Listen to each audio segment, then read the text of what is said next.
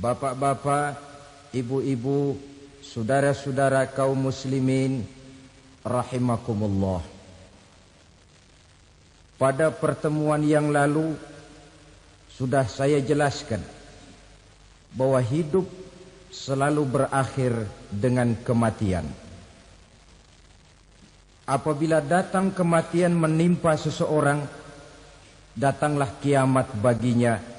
Itu yang disebut dengan kiamat kecil.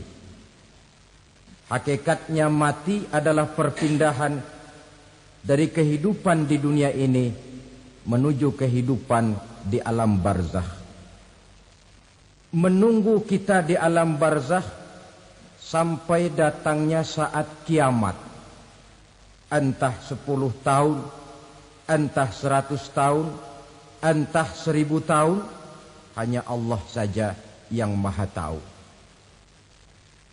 Adapun orang-orang beriman yang melakukan amal kebajikan dalam kehidupan di dunia ini, masa penantian yang lama di alam barzakh buat mereka sebentar saja. Tetapi bagi orang-orang kafir yang ingkar, yang tidak beriman kepada Allah, yang hidup di dunia cuma menumpuk-numpuk dosa, tentu penantian di alam barzakh akan merupakan waktu yang sangat lama.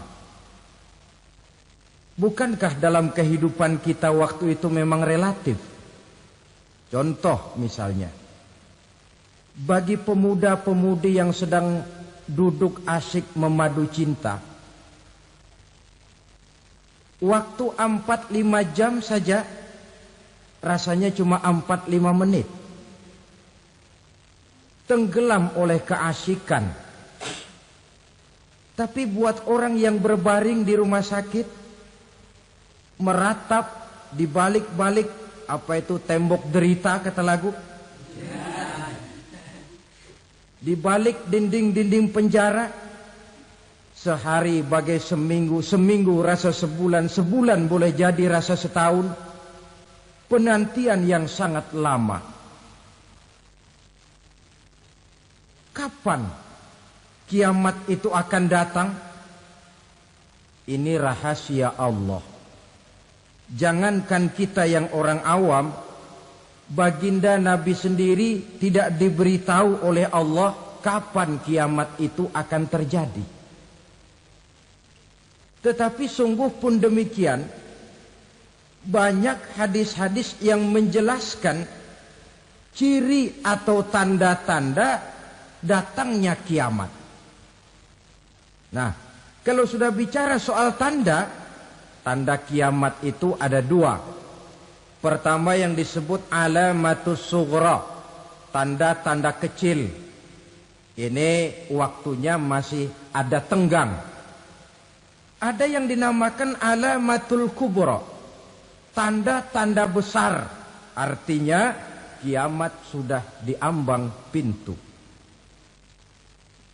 Apa tanda-tanda kecil dari datangnya hari kiamat itu? Misalnya kata Nabi, apabila ilmu sudah diangkat oleh Allah. Artinya apabila ulama sudah banyak wafat, minat orang belajar agama berkurang, lalu kebodohan nampak merajalela di mana-mana, zina dikerjakan secara terbuka, minuman-minuman keras jadi kebanggaan, itu termasuk di antara tanda-tanda kecil terjadinya hari kiamat. Apalagi misalnya iza waladatil ammatu rabbataha, apabila budak sudah melahirkan tuan. Apa maksudnya? Ada yang mentafsirkan apabila anak sudah bisa membudaki orang tuanya. Orang tua yang melahirkan dia, yang membesarkan dia, demi setelah si anak besar jadi orang berpangkat, bertitel, berharta, berkedudukan, jadilah orang tua itu budaknya. Sehingga sering dibilang kalau orang tua kaya, anak jadi raja. Tapi kalau anak yang kaya, orang tua sering jadi budak. Apalagi munculnya fitnah yang bergelombang. timbul perang antara dua bangsa yang besar, waktu berjalan terasa sangat pendek sekali. Itu merupakan tanda di antara tanda-tanda kiamat. Termasuk di dalamnya sulit membedakan mana laki, mana perempuan. Kan kalau tanda-tanda kayak begini sekarang sudah banyak kita lihat kan. Ulama banyak wafat, penggantinya sulit. Zina dikerjakan berterang-terangan, minuman keras jadi kebanggaan. Banyak anak membudaki orang tuanya, sulit membedakan mana laki, mana perempuan.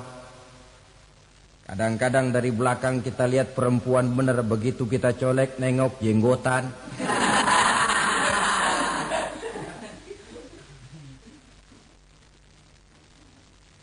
Ini termasuk tanda-tanda kecil. Masih ada tenggang sampai akan terjadinya kiamat itu.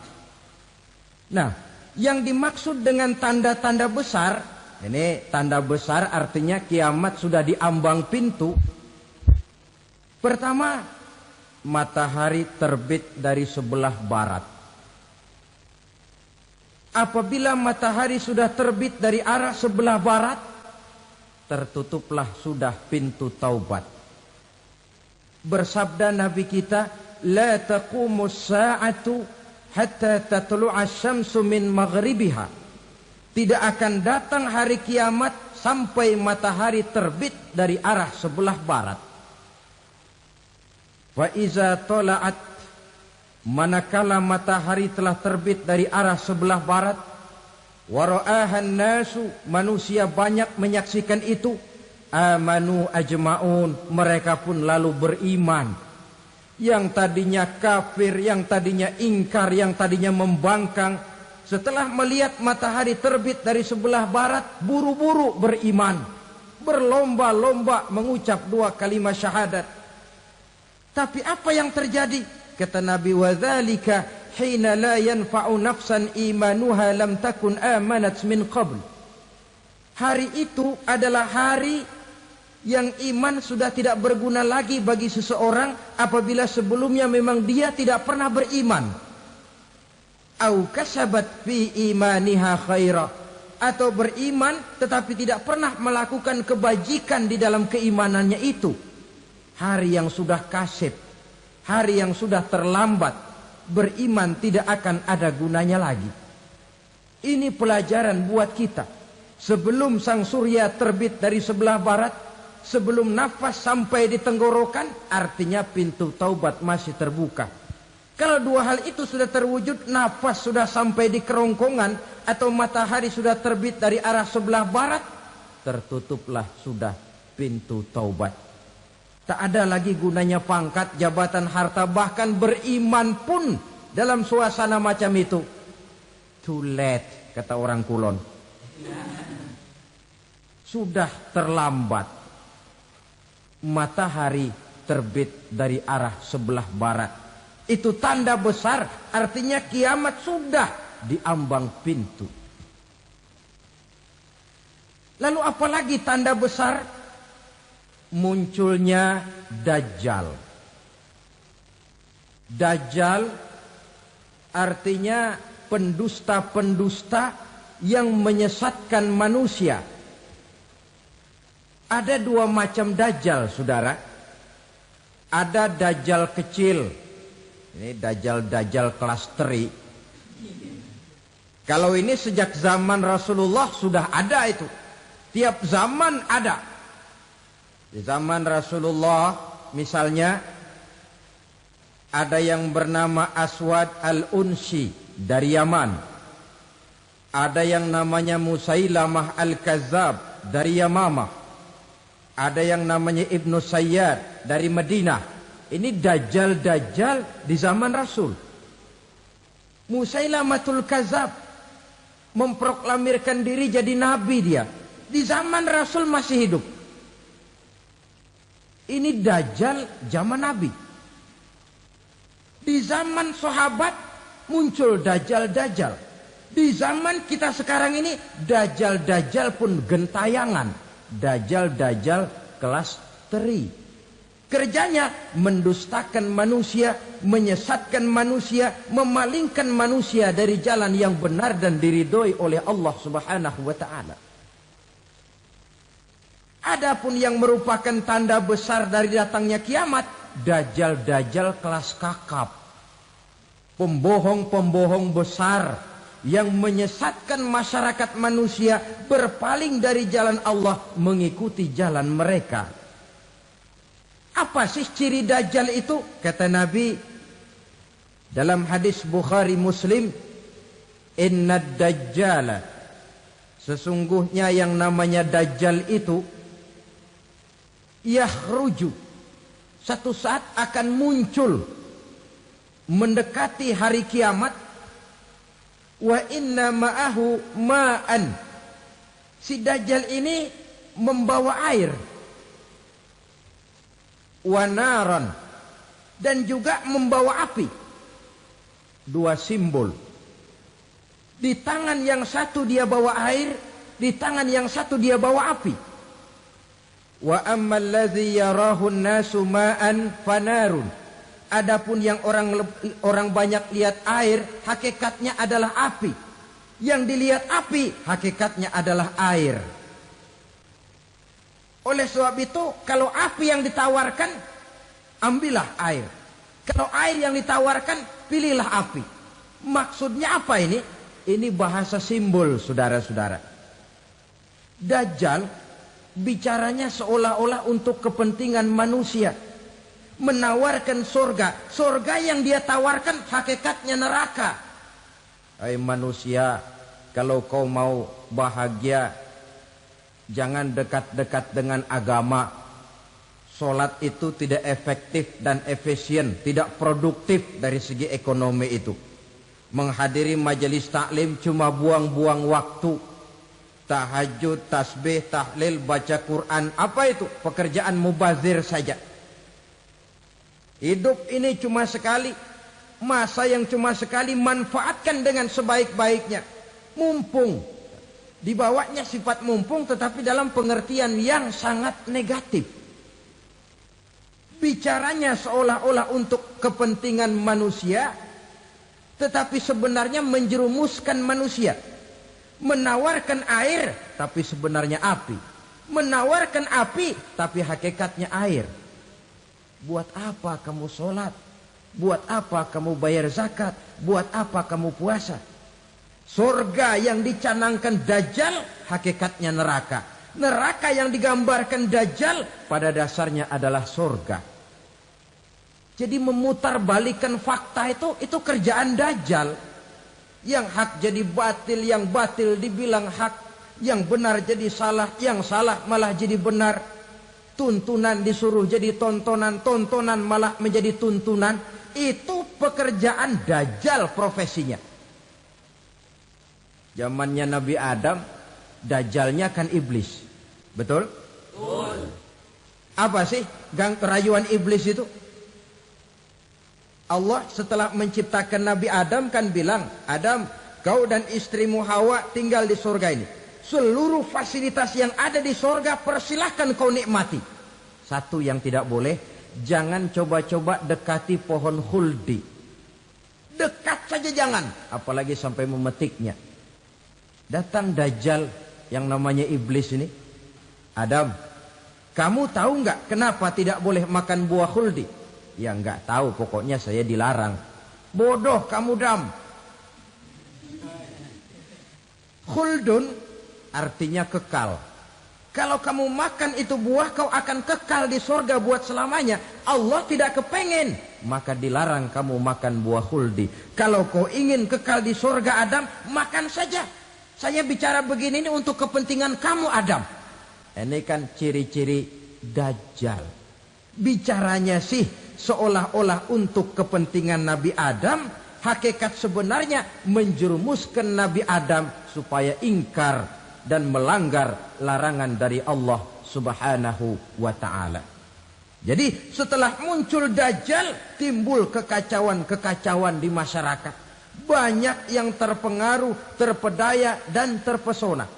termasuk mereka yang memproklamirkan diri jadi nabi, mereka yang memproklamirkan diri jadi rasul di zaman sesudah Rasulullah wafat, itu adalah dajjal-dajjal.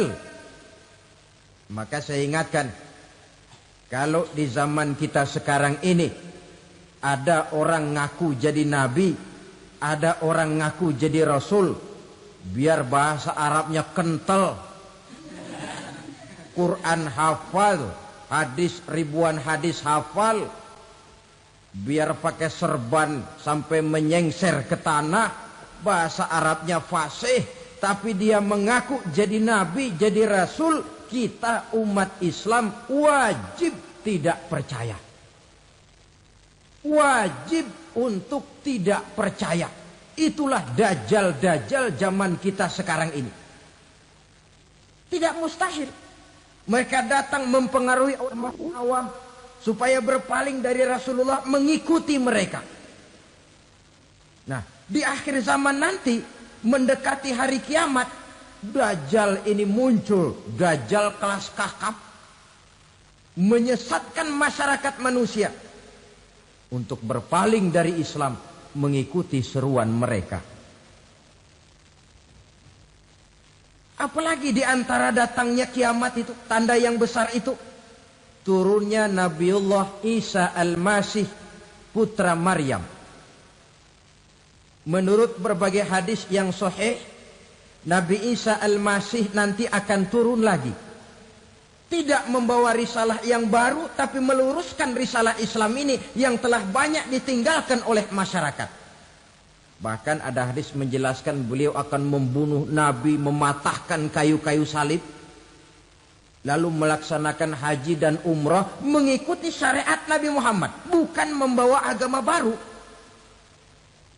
Menjadi semacam mujaddid, reformer, menyelamatkan manusia dari bisikan dajjal. Bahkan ada riwayat yang menjelaskan bahwa Nabi Isa berhasil mengalahkan dajjal, mengembalikan masyarakat manusia kembali kepada ajaran Islam yang datang dari Allah, dibawa oleh Rasulullah sallallahu alaihi wasallam.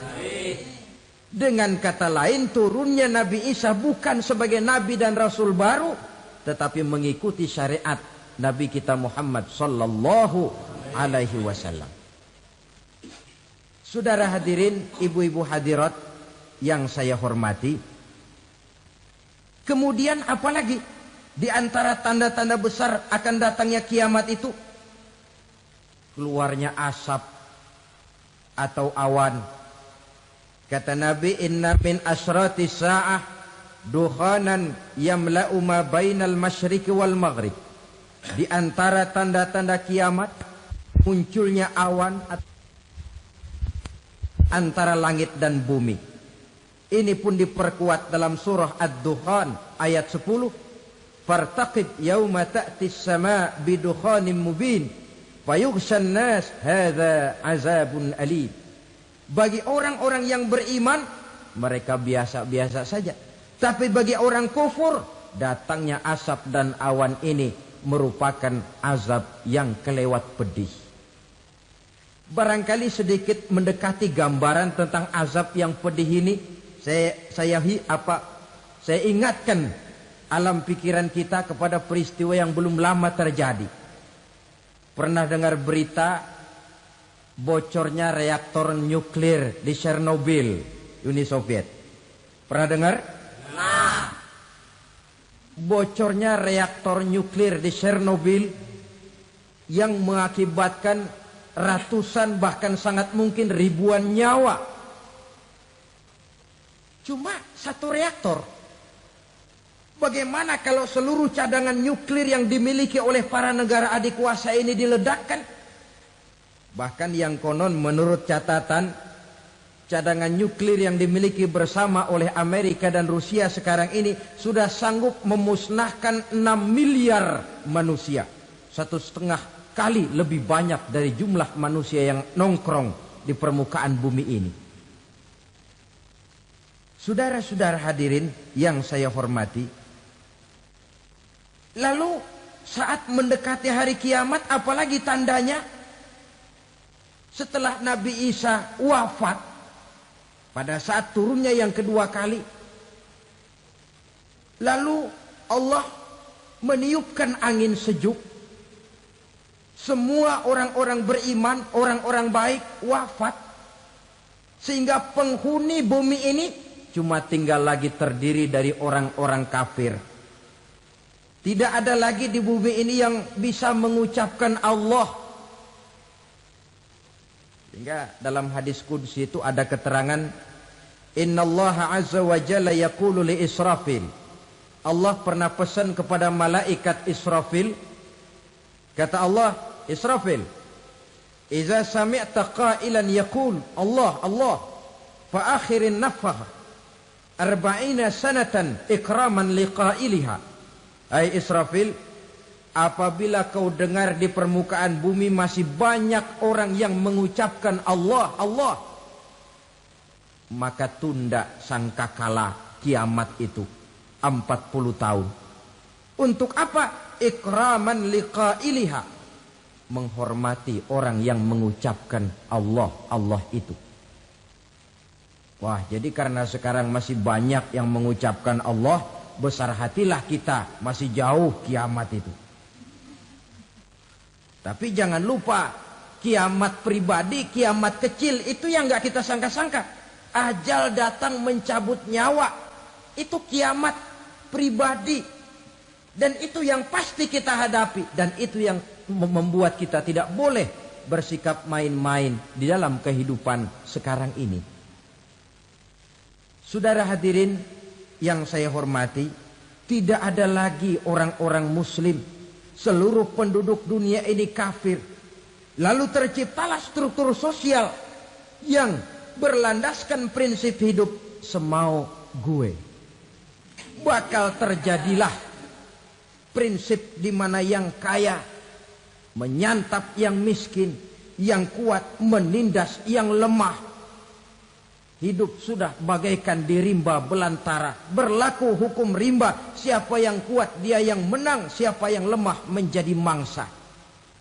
Timbul kekacauan. Maksiat merajalela. Munkarat menjadi-jadi. Sehingga isi bumi ini penuh dengan segala macam perbuatan dosa.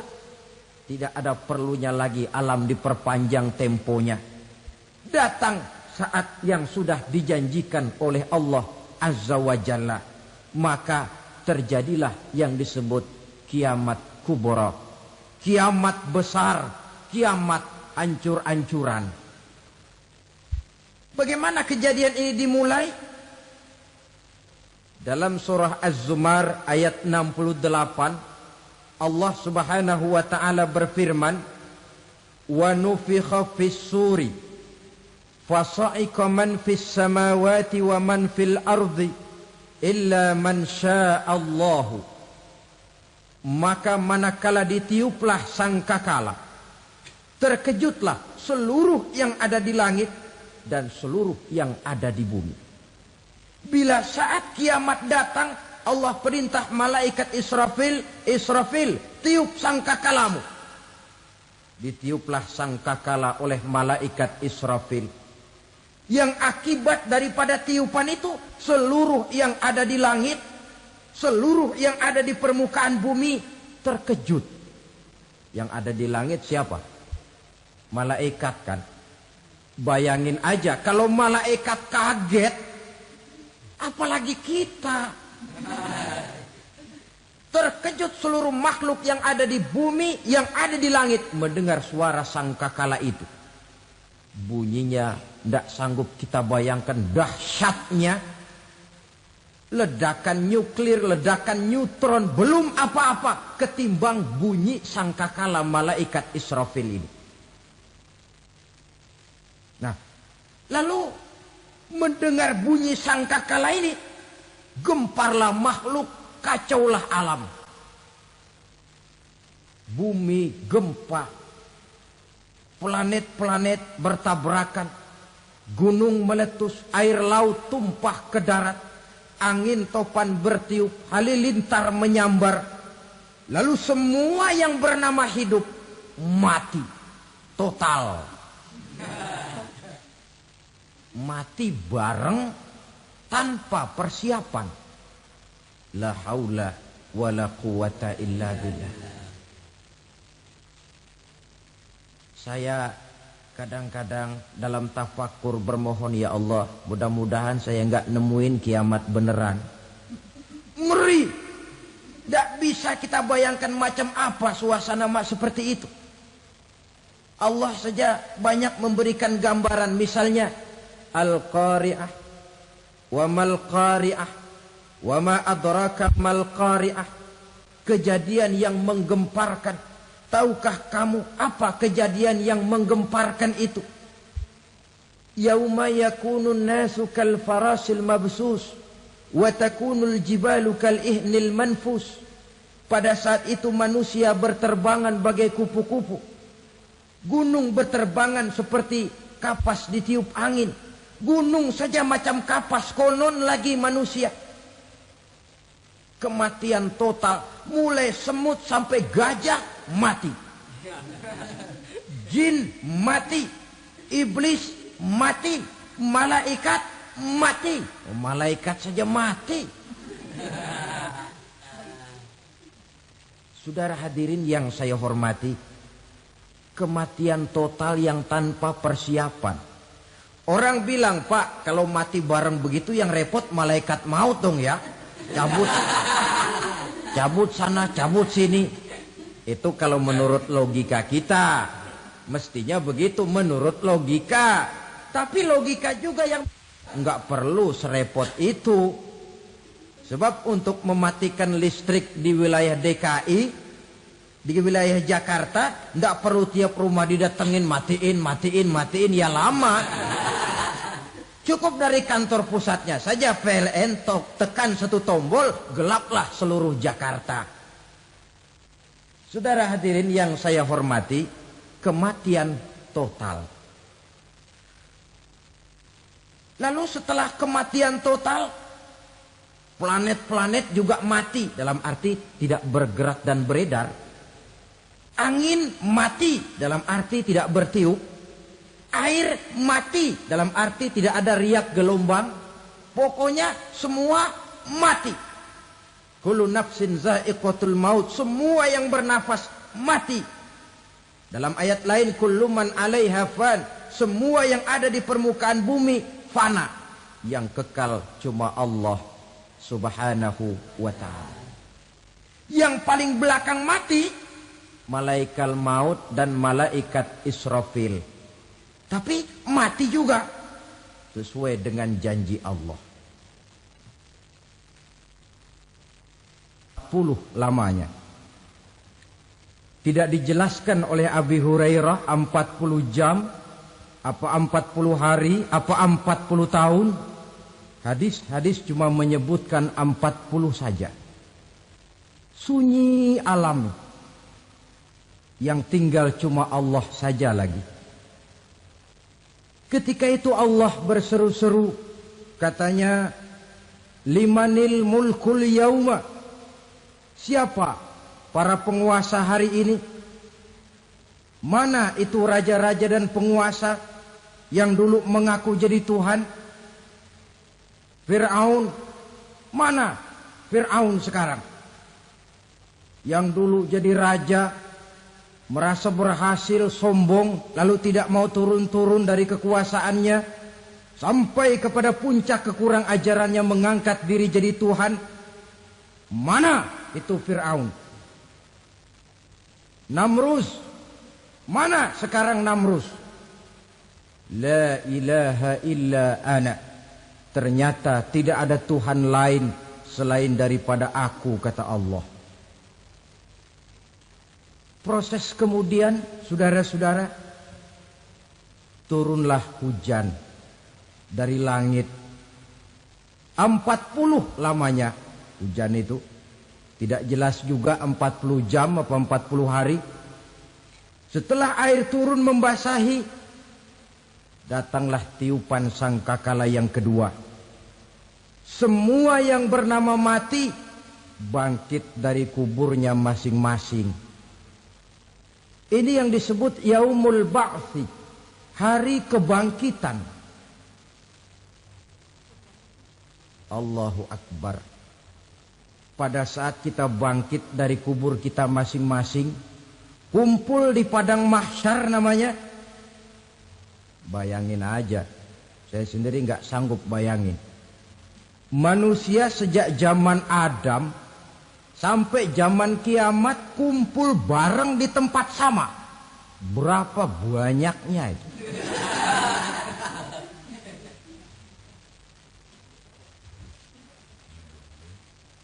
Dan yang luar biasa menurut satu riwayat, pada saat bangkit itu, Masya Allah, roman muka kita berubah. Disesuaikan dengan amalan kita waktu di dunia ini. Barang siapa yang waktu di dunia amalannya itu amalan tikus, di akhirat nanti dia bangkit dari kubur, mukanya seperti muka tikus. Gagah betul badannya, tapi mukanya seperti tikus. Kenapa? Amalannya waktu di dunia seperti amalan tikus. Apa amalan tikus itu? Suka ngegeragoti barang yang sudah disimpan rapi-rapi. Orang sudah simpan uang rapi-rapi, simpan perhiasan rapi-rapi, digeragoti oleh tikus. Maling-maling, pencoleng-pencoleng, koruptor-koruptor. Itu nanti di akhirat nanti kita lihat mukanya seperti muka tikus. Oh ini waktu di dunia suka nyolong, hanya seperti muka tikus. Barang siapa yang waktu di dunia ini amalannya itu amalan macan, dia akan bangkit nanti mukanya seperti muka macan. Apa amalan macan? Macan itu amalannya menang-menangan. Orang yang mau menang saja nggak mau mengalah. Coba lihat di hutan. Kenal hutan nggak? Di hutan, raja hutan di mana-mana pasti macan. Betul kan? Betul. Padahal hutan belum pernah bikin pemilihan umum. Tapi macan tidak peduli ada pemilihan umum apa tidak, pokok saya raja. Sebab apa? Macan jadi raja itu bukan karena benar, tapi karena kuat jadi raja. Setelah dia jadi raja, rakyat hutan yang mesti dilindungi malah dimakan oleh raja macan. Kambing rakyat hutan dimakan oleh macan. Ayam rakyat hutan dimakan oleh macan. Itu nanti kita lihat di akhirat itu mukanya seperti muka macan, gagah betul. Lalu barang siapa yang di dunia ini amalannya itu seperti amalan anjing, nanti dia punya muka seperti muka anjing. Apa amalan anjing? Pertama, anjing itu kalau disuruh jaga rumah, dia tidak bisa membedakan mana maling, mana tamu. Biar yang datang maling, kalau bawa tulang, anjing kalem. Yang kedua, anjing itu akan setia kepada siapa saja yang memberinya roti. Siapa yang memberinya roti, itulah majikannya. Apa kata majikannya, pasti dia laksanakan. Soal benar atau salah, dia tidak peduli. Setelah anjing dapat roti, dia tidak punya pilihan lain kecuali bilang, abdi mah kumaha juragan wae ayeuna mah.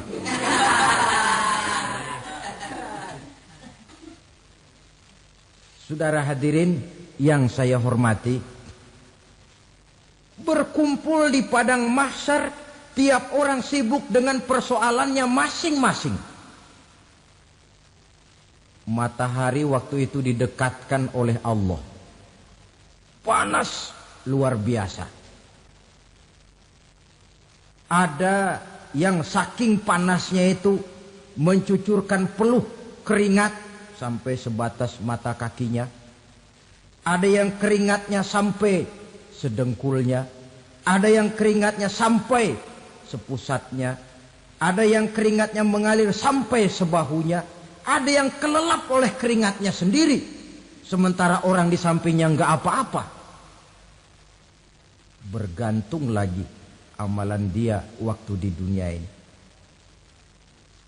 Saudara-saudara, sebagian orang dalam kepanikan padang mahsyar berombong-rombong datang mereka menghadap Nabi Adam. Ya Adam, anta abal bashar. Hai Adam, Tuhan adalah bapak moyang manusia. Kami sebentar lagi akan disidang, dimintakan pertanggungan jawab. Tolonglah kami, hai Adam.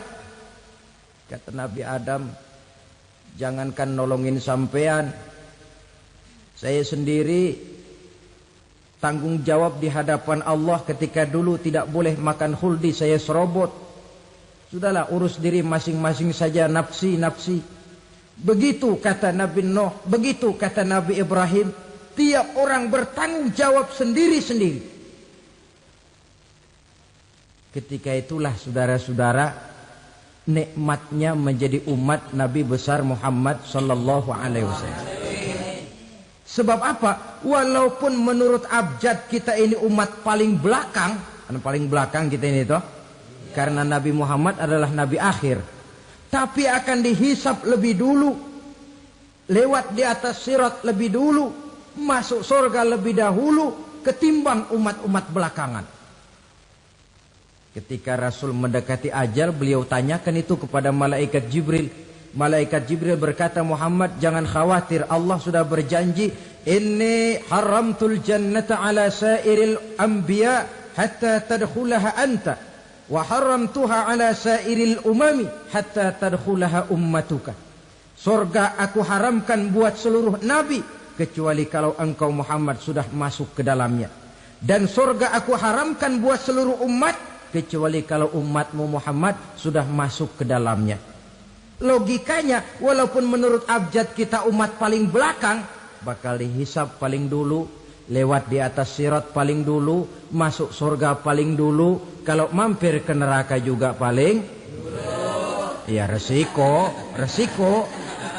Jangan mau enaknya aja paling dulu. Saudara hadirin yang saya hormati, setelah masa kebangkitan, itu jangan dikira begitu bangkit langsung diperiksa. Masih menunggu menanti ribuan tahun. Perhitungan padang mahsyar. Untuk sampai kepada proses yang disebut yaumul hisab. Hari perhitungan. Seorang demi seorang bakal dipanggil. Bayangkan saja, kita se-RT saja di absen, kadang-kadang perlu waktu lama. Ini manusia sejak zaman Nabi Adam sampai datang hari kiamat, satu demi satu disidang di hadapan Qadhi Rabbul Jalil. Status sosial copot sudah waktu itu. Yang pernah jadi hartawan di situ tidak lagi kelihatan kehartawanannya. Yang pernah jadi jenderal tidak lagi dipanggil jenderalnya. Yang ustadz tidak lagi dipanggil al-mukarramnya. Seluruh status sosial selesai. Dipanggillah kita seorang demi seorang menghadap Qadhi Rabbul Jalil. Bagaimana proses penghisaban itu? Pertama, proses tanya jawab. Di antaranya ada hadis menyatakan, lan tazula qadama 'abdin yaumal qiyamah hatta yus'ala an arba'i khisalin. Besok di hari kiamat tidak akan bergeser telapak kaki seorang hamba sampai dia ditanya lebih dulu tentang 4 persoalan. Tentang ilmunya. Kemana ilmu itu diamalkan? Tentang umurnya. Di mana umur itu dihabiskan? Tentang masa mudanya. Kemana masa muda itu dipakai? Tentang hartanya. Dari mana harta itu didapat dan kemana harta itu dibelanjakan. Ini termasuk proses tanya jawab. Jadi kalau istilah pengadilan dunia, nama Fulan bin Fulan. Kamu waktu di dunia diberikan umur panjang untuk apa? Pernah mengalami masa muda, kemana kau habiskan masa remajamu? Kau diamanahkan ilmu, dengan apa ilmumu kau amalkan? Kau diberikan harta, dari mana harta kau dapat, kemana kau belanjakan? Tak seorang pun yang bisa mungkir Sebab apa? Dikala itu yang menjadi saksi bukan orang. Yang menjadi saksi adalah seluruh anggota badan kita. Tangan bicara, kaki jadi saksi terhadap seluruh amalan yang pernah kita kerjakan pada saat kehidupan di alam dunia ini. Selesai proses tanya jawab, lalu diperlihatkan buku catatan kita waktu hidup di dunia ini. Jangan lupa Allah itu menyiapkan 2 superkomputer kepada kita. Sebelah ditempelin sebelah kanan, yang sebelah tempelin di sebelah kiri. Komputer itu namanya Raqib dan Atid. 2 malaikat yang apabila baik kita lakukan, refleks saja akan menulis kebajikan kita. Jahat kita kerjakan akan tertulis. Catatan itu nanti diperlihatkan kepada kita. Waduh, alangkah malunya pada saat diperlihatkan catatan kita, buku rapot kita merah melulu. Barangkali diperiksa sambil diomelin, brengsek lo. Buku merah melulu begini bagaimana waktu hidup di dunia? Tidak cukup diperlihatkan buku catatan kehidupan, rekaman kehidupan. Rekaman kehidupan kita secara utuh sejak terlahir sampai ajal datang merenggut nyawa. Barangkali mirip dengan video sekarang ini, di mana terekam dengan baik seluruh kegiatan kita sejak yang sekecil-kecilnya sampai kepada yang sebesar-besarnya. Untuk kemudian kita pun menerima balasan. In khairan fa khairun wa in syarran fa syarrun. Kalau baik ya baik balasannya, kalau jahat ya jahat juga balasannya. Catatan-catatan kita diberikan. Kalau banyak kebajikannya diberikan di tangan kanan dengan cara yang halus. Kalau banyak kejahatannya diberikan dari sebelah kiri atau dilempar dari belakang. Itulah sebabnya sejak di dunia ini kita sudah mohon kepada Allah. Ketika berwudu membasuh tangan kanan, apa kita bilang? Allahumma a'tini kitabi biyamini wa hasibni hisaban yasira. Ya Allah, berikan saya kitab di tangan kanan, dan kalau saya memang perlu dihisap, hisaplah saya yang seringan-ringannya. Tangan kiri berlindung kita kepada Allah. Jangan sampai diberikan kitab di tangan kiri atau dari arah sebelah belakang. Wa a'udzubika an tu'tiya kitabi bishimali aw min wara'i zuhri, dari arah sebelah belakang. Na'udzubillah min dzalik. Setelah selesai lewat proses penghisaban, lewat mizan, timbangan, maka yang sudah selesai dihisab itu bergeraklah menuju sirat, jembatan yang terbentang menuju surga melalui neraka. Saudara-saudara, panjangnya perjalanan sirat itu memakan waktu ratusan tahun. Tetapi orang yang lewat di atas sirat pun macam-macam, bergantung amalannya ketika di dunia ini. Ada yang lewat di atas sirat itu kal barkil khatib, seperti kilat yang menyambar, lep, sudah sampai dia di surga. Cepat bukan main. Ada yang lewat di atas sirat itu seperti orang lari-lari. Ada yang lewat di atas sirat itu seperti orang jalan biasa. Ada yang sambil merangkak, ada yang sambil ngesor, ada yang sambil gelayutan. Ada yang selamat sampai ke ujung ke surga, ada yang tergelincir jatuh masuk ke dalam neraka, bergantung amalannya dalam kehidupan di dunia sekarang ini. Tiap kita akan melewati yang namanya sirat ini. Saudara-saudara kaum muslimin yang saya hormati, dengan demikian mereka yang selamat melalui sirat sampai ke terminal akhir surga, Mereka yang ketika dihisab ternyata banyak kejahatannya daripada kebaikannya, mereka singgah di dalam neraka. Nah, adapun orang-orang yang beriman, menurut ayat Quran dan hadis Nabi, itu nanti ada bermacam-macam. Ada orang beriman itu yang dimasukkan surga. Ada orang beriman itu yang dimasukkan ke dalam surga. Ada orang beriman itu yang disebut penduduk surga. Kenapa lain-lain, Pak? Karena waktu di dunia amalannya juga lain-lain. Ada orang beriman yang masuk surga. Ini paling murah tiketnya. Mau masuk surga? Kata Nabi begini, ma min abdin qala la ilaha illallah thumma mata ala dhalik illa dakhalal jannah. Kalau seorang hamba sudah mengucap dua kalimat syahadat, dia yakin dengan kebenaran kalimat itu sampai matinya, orang itu akan masuk surga. Abi Dzar yang waktu itu diajak bicara heran, ya Rasul kok gampang betul? Iya. Walaupun orang itu mencuri, iya. Walaupun orang itu berzina, iya. Biar dia mencuri, biar dia berzina, kalau dia sudah mengucap dua kalimat syahadat, dia yakin dengan kebenaran kalimat itu sampai matinya, itu orang akan masuk surga. Jadi masuk surga cukup dua kalimat syahadat, yakin sampai mati, masuk surga. Itu perkara masuk.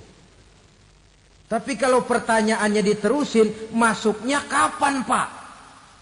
Nah, ini lain lagi urusannya. Sebab ada yang masuknya itu langsung, ada yang mampir dulu.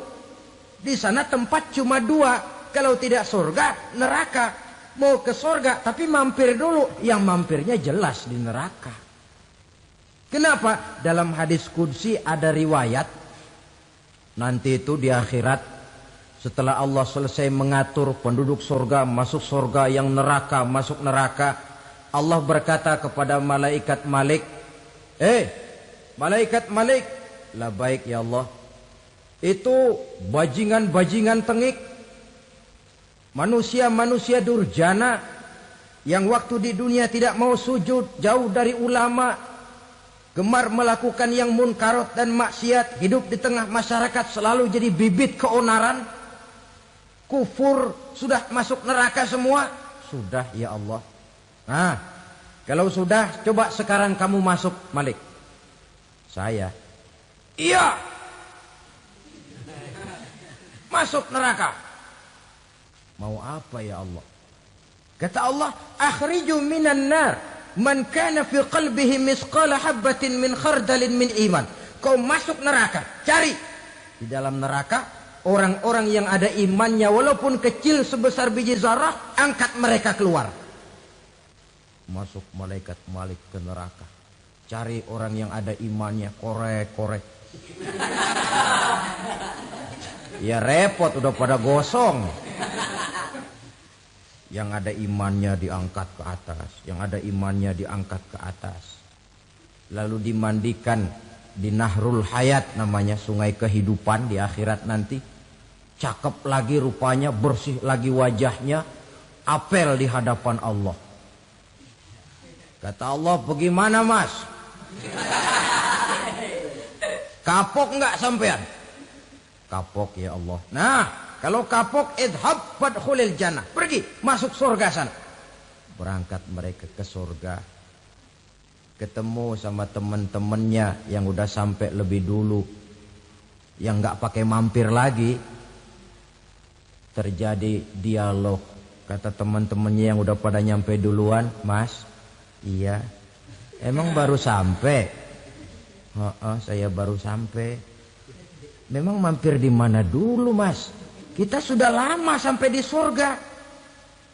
Saudara buka surah Al-Muddatsir ayat 34-35. Ma salakakum fis saqar? Kenapa kamu mampir di neraka Saqar? Qalu lam naku minal musallin. Mereka menjawab, kami mampir di neraka Sakor mas, gara-gara dulunya kami waktu di dunia tidak pernah sholat. Tidak pernah sholat? Tidak pernah. Kan rumahnya dekat masjid. Cuma dekat doang mas. Sholat mah enggak saya.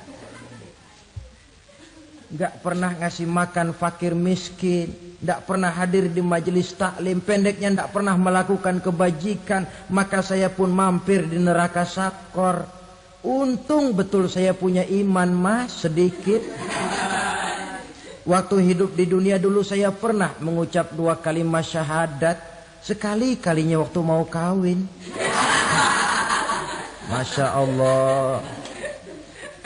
Untung saja kawin. Kalau nggak kawin polos.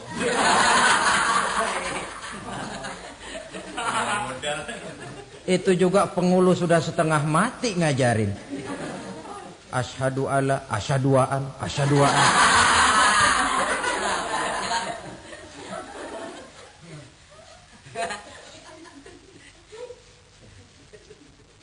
Ini namanya masuk surga. Ada mampir dulu. Ada pula orang mukmin itu yang dimasukkan surga. Namanya dimasukkan kan terima beres. Saya masuk ke rumah, jalan sendiri, cari tempat sendiri. Saya dimasukkan ke dalam rumah, terima beres. Pokok ada di dalam, itu dimasukkan namanya. Nggak pakai mampir. Tapi tentu tiketnya lebih mahal ketimbang yang pertama tadi. Apa kata Allah? Innal ladzina amanu wa 'amilus shalihat la ukaffiranna 'anhum sayyi'atihim wa la udkhilannahum jannah. Sesungguhnya orang-orang yang beriman kemudian beramal soleh, kami hapuskan segala dosa dan kesalahannya, kami masukkan mereka ke dalam surga. Lihat ayatnya. Allah yang memasukkan, kita yang dimasukkan. Tidak pakai transit, tidak usah mampir. Cuma tidak cukup syahadat, tidak cukup amanu, tapi diiringi dengan wa'amilus salih. Iman, amal.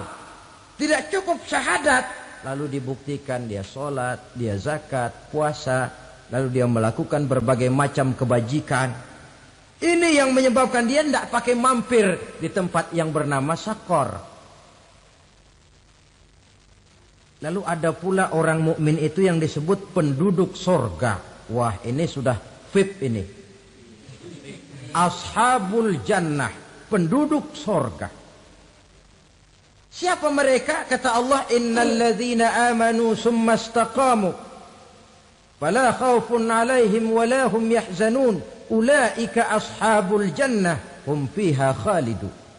Sesungguhnya orang-orang yang beriman lalu istiqamah tetap dalam melaksanakan perintah Allah, tidak goyah, tidak labil tapi stabil, istiqamah, mereka tidak takut dan tidak bersedih hati. Merekalah penduduk surga. Iman, istiqamah. Tidak punya duit, sembahyang. Banyak duit, sembahyang. Miskin, sembahyang. Kaya, tetap sembahyang. Istiqomah. Kadang orang kalau susah rajin ke masjid, banyak duitnya ngelihat masjid melengos. Waktu miskin hamba Allah, setelah kaya jadi hamba harta. Bergeser, tidak ada nilai istiqomahnya. Saudara-saudara, dengan begitu penduduk neraka itu dua. Ada penduduk permanen, ada penduduk yang semi permanen. Yang semi permanen orang-orang beriman yang mempunyai dosa besar. Mereka masuk ke neraka untuk menerima azab sesuai dengan dosanya. Bila selesai masa azab itu, mereka akan diangkat untuk ditempatkan kembali ke dalam surganya Allah Subhanahu wa ta'ala. Nah, dikala itulah saudara-saudara, ada yang disebut syafaat dari Rasulullah Sallallahu Alaihi Wasallam. Tapi tentu jangan lupa syafaat ini ibarat kain menambal dia. Kita punya kain bolong-bolong sedikit, syafaat yang menambal. Solat kita ada kurang dikit, sedekah kita ada campur riak dikit, amalan kita ada tidak karena Allah dikit. kita berharap syafaat. Jadi biarlah kain masih bolong-bolong, yang penting punya kain. Tapi kalau kainnya tidak ada, yang ditambal apanya? Sholat tidak, puasa tidak, zakat tidak, berharap syafaat saja. Ya, terlalu berlebihan itu. Saudara hadirin yang saya hormati, apabila selesai proses penghisaban, proses penghitungan, maka dikala itulah manusia terbagi dalam dua kelompok besar. Fariqun fil jannah wa fariqun fis sa'ir. Sekelompok orang-orang beruntung yang masuk ke dalam surga, dan sekelompok lagi masuk ke dalam neraka. Akan memakan waktu untuk menceritakan sifat surga dan neraka, tapi insya Allah pada kesempatan pertemuan lain saya sampaikan. Namun sebagai gambaran umum cukuplah saya sampaikan sebuah hadis qudsi. Allah jelaskan, a'dadtu li'ibadiyas salihin ma la 'ainun ra'at wa la uzunun sami'at wa la khatara fi qalbil bashar. Aku sediakan buat hamba-hambaku yang soleh, yang tidak pernah terlihat oleh mata, tidak pernah terdengar oleh telinga, dan belum pernah terdetik dalam hati manusia. Jadi kenikmatan surga belum pernah dilihat mata, belum pernah didengar telinga, belum pernah terdetik dalam hati. Pedihnya azab neraka belum pernah terlihat mata, belum pernah terdengar telinga, belum pernah terdetik dalam hati.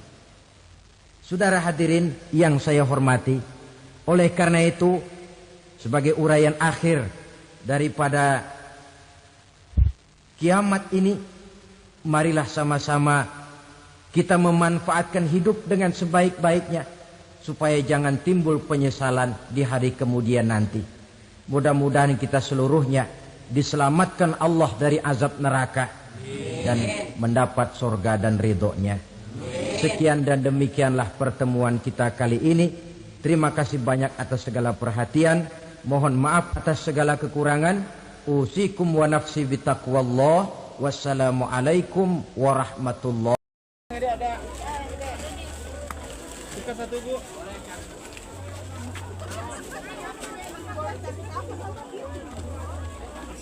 Cekel.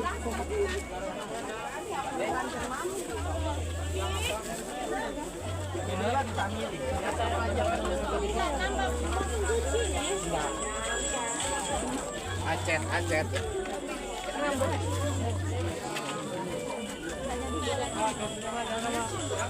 Bola ada bola.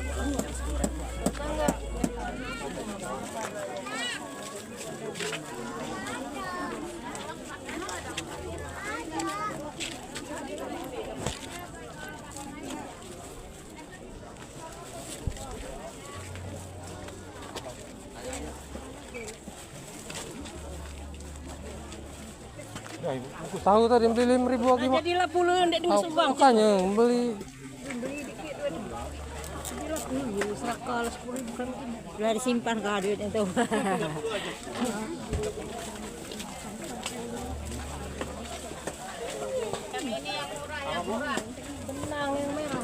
Benang merah.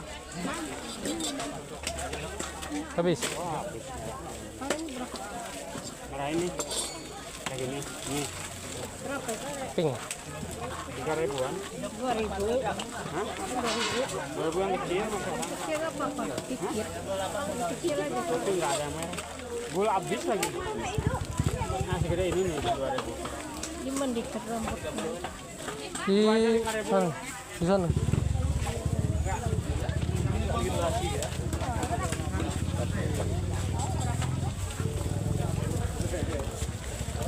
Kabur.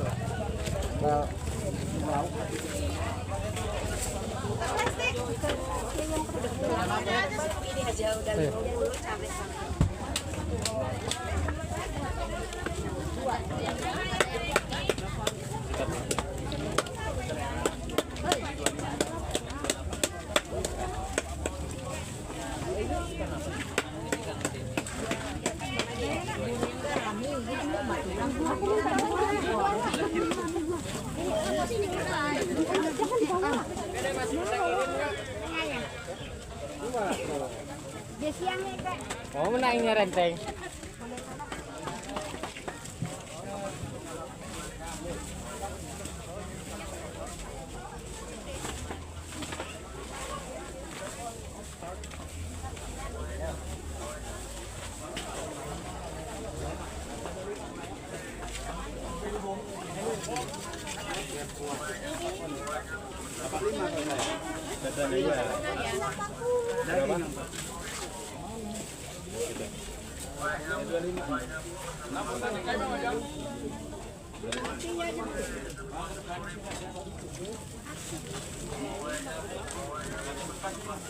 Kilo setengah.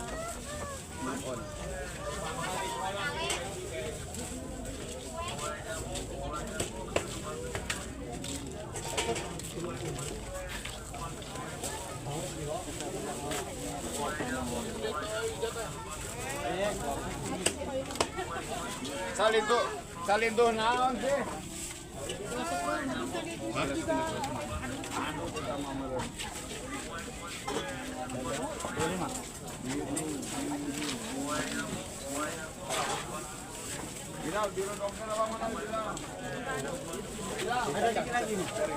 Ada bahan yang tiga-tiga nggak? Oh, tiga-tiga habis?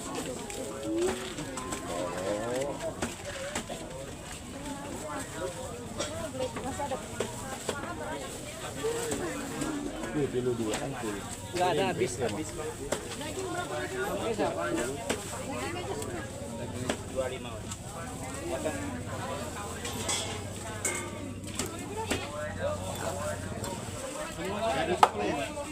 Hati berapa, Mang?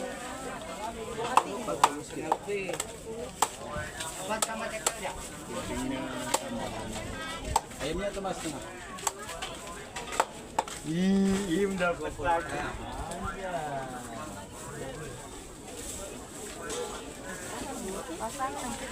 Mak, ya saya beremak. Mak.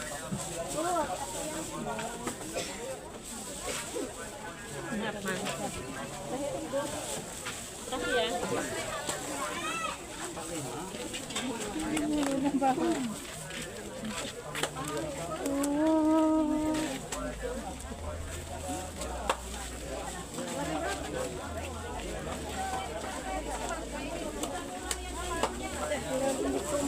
Ayo sini. Hati itu ayam.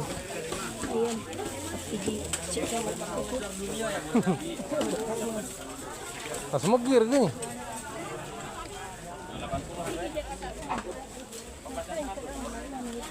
Di depan.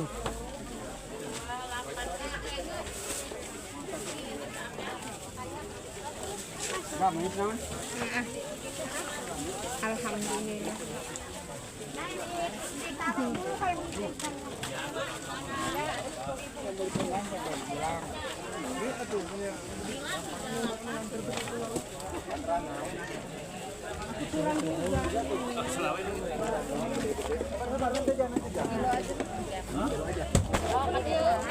Satu aja. Ya. Kepala ayam. 35 ya. Jangan dikawin kayak kota Naui. Iya, Malia. Dalam. Kaos dalam.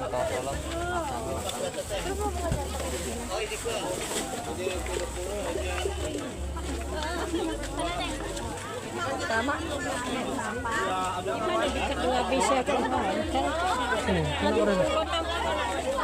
Sini. Berapa? 10.000, Pak. 10. Aja.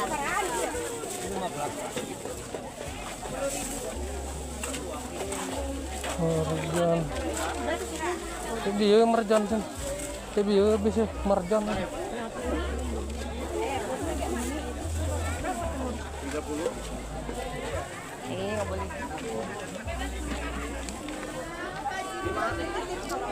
Gimana ini?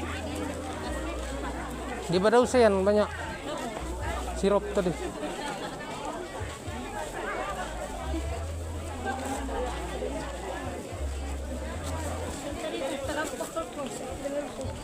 Tahu? Tahu? Tanya. Dia jemu. Yang belum diproses itu.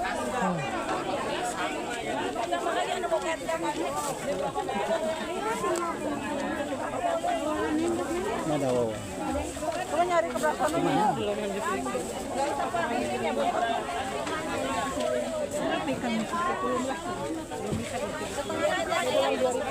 20. Berapa kilo tadi Jo?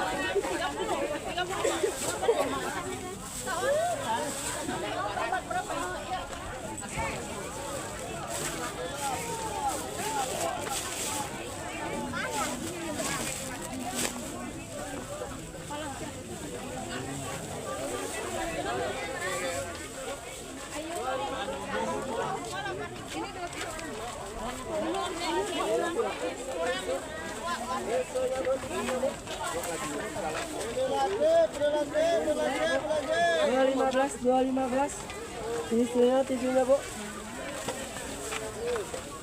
Tisu yang.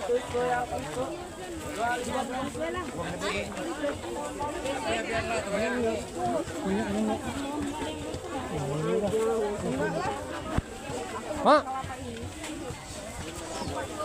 Kebagian. Gak bisa bagi. hah?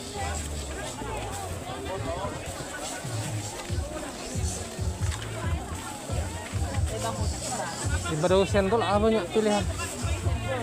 Di sini putih manis, ini melon.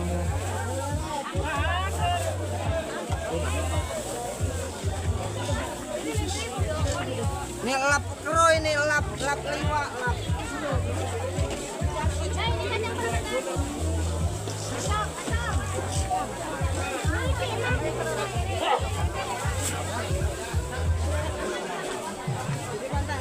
Isukan mamudik, murah baik. Biakin.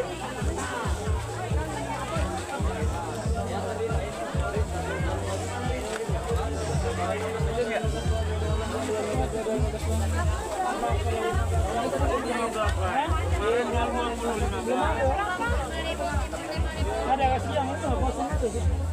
Untuk wadah ini. Yang mana? Udah.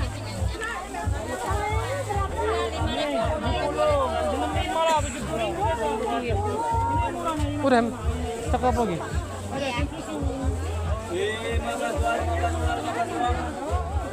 Yuk. Ada barang murah dibilang mahal. Barang mahal dibilang murah tuh. Nah, amelan. Ika dua. Sos 10 lah. 5.000 yuk, simpennya 5.000. Yang 10.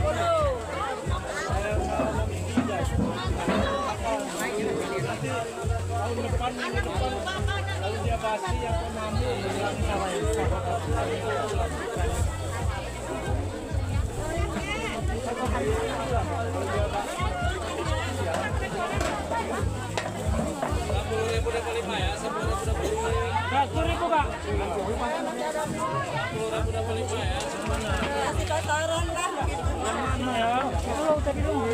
Tuh, di depan saja.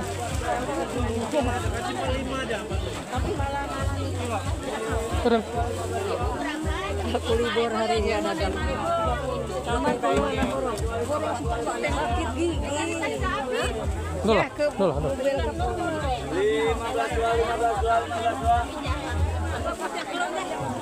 12. 15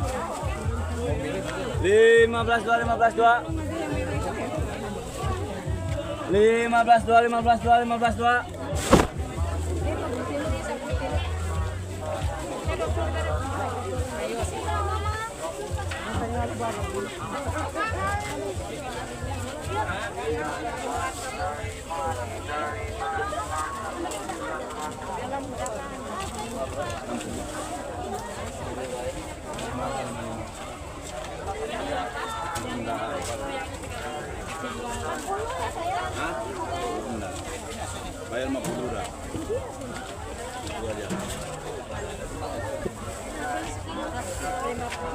Itu yang birmat aja bukan yang kentang daun. Sekilo. Kembali 5.000 aja. Bau kupe.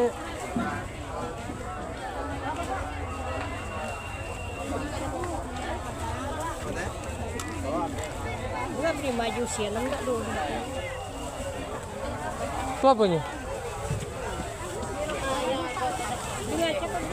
Oh, di sini dia beli yang ini. Melon ada kuning. Hah? Oh, gimana bisa? Ini kalau Mana ini? Sok. Besar ini. Ini. Berapa ini, Bu? Pak, 5.000, Pak. 5.000 dua? Ya. Cuma satu. Ada ndak dulu je. Ini aja ikat rambut. Ini aja satu, Pak. Nah. Hai, cik dia. Nah, ini dia, Pak. Maaf. Itu bisa ikat. Cik. Tapi bisa.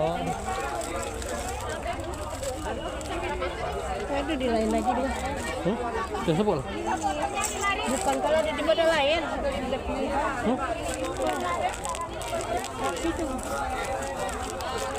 Kan 2.000 itu. 2.000 ya Bu satu. 3.000, Pak. 3.000. Jelas jelas.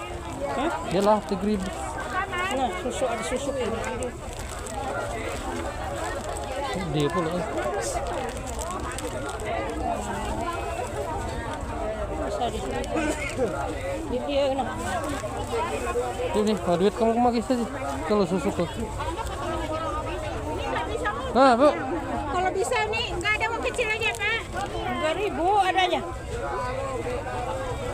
Yang cepet koin tuh. Ada susuk 1.000. Nggak ada, Pak. Nggak ada juga. Udahlah, nggak ada.